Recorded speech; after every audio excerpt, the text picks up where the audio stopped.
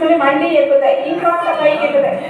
అది తన గూటికి చేరేటంత వరకు ఎన్నిసార్లు పడిపోయినా తన ఆహారాన్ని తీసుకొని గూడు చేరే వరకు ప్రయత్నిస్తూనే ఉంటుంది.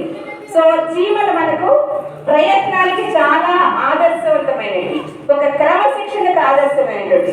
ప్రకృతిలో మనం ప్రతి జీవి మనకు ఆదర్శమే.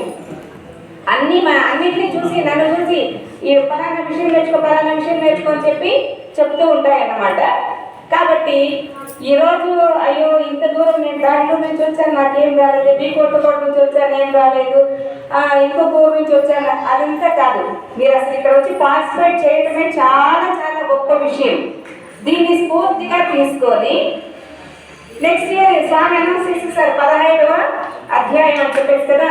మరి 15వ అధ్యాయాన్ని బాగా ఏ చిన్న మిస్టేక్స్ కూడా లేకుండా మంచి ఉచ్చారణతో స్పష్టంగా చక్కగా అనర్గళంగా చెప్పగలిగేటట్టుగా ఇప్పటి నుంచి 1 ఇయర్ టైం ఉంది మనకు. ఇప్పటి నుంచి బాగా రెడీ అవ్వండి.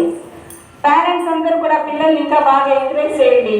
మీరే కాదు, మీ చుట్టూ ఉన్న భగవద్గీత మనల్ని అన్ని విధాలుగాను ఒక మంచి రెడీ చేస్తుంది.